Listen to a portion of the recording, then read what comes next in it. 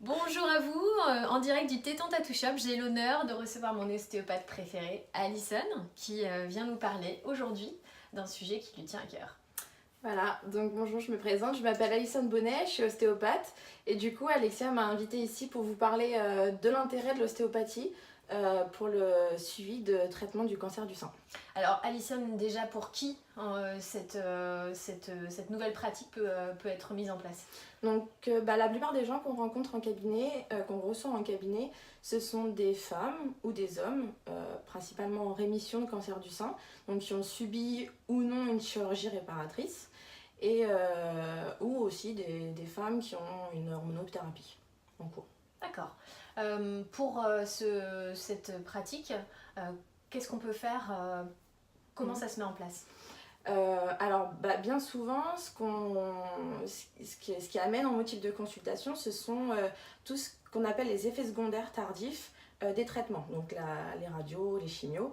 Donc on tourne autour des troubles cutanés, donc la rougeur, la sécheresse, la couleur de la peau aussi qui peut être un peu différente, tout ce qui est attrait à l'aspect du sein, donc la taille, la fermeté, sa densité.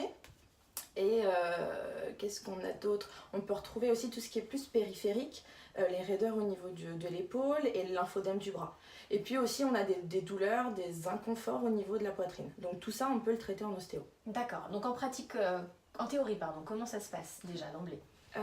Donc en théorie, l'ostéopathie va traiter toutes ces pertes de mobilité.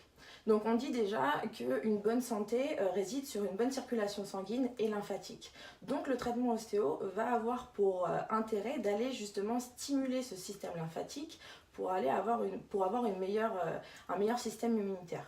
Donc on va traiter toutes ces pertes de mobilité qui peuvent être liées, en fait, si vous voulez, à des rétentions musculaires, des mauvaises postures, ou ce qu'on retrouve beaucoup dans le cancer du sein, ce sont des adhérences au niveau des fascias, des aponévroses.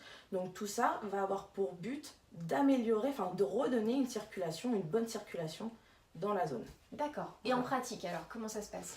Et bien c'est tout simple, l'ostéo avec ses petites mains, il va faire des manipulations qu'on dit précises, donc vraiment spécifiques à l'ostéopathie, qui vont être douces, indolores et tout simplement changer beaucoup l'aspect, donc tout ce dont on a parlé juste avant, donc tous ces effets secondaires. Donc on a une vraie collaboration entre l'ostéopathie et les autres techniques de soins. Oui, donc un traitement ostéo n'empêche pas, enfin justement peut soutenir un traitement médical pour la circulation et aussi bien un traitement kiné, justement ce qu'on retrouve souvent dans les cancers du sein, dans les suivis de cancer du sein. Donc tout ça va se mettre en place pour travailler ensemble. Et du coup, par rapport au tatouage, comment on se retrouve? C'est là qu'on se retrouve. Tout ce qui va être un peu plus esthétique, d'apparence, on va aller traiter et travailler sur tous ces aspects-là et ça va faire qu'embellir le tatouage, quoi.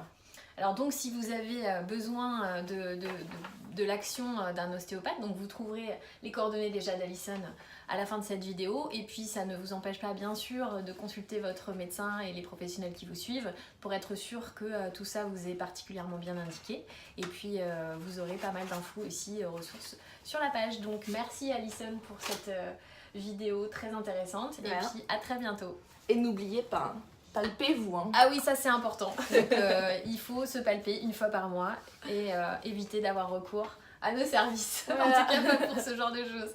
Merci à vous et à bientôt.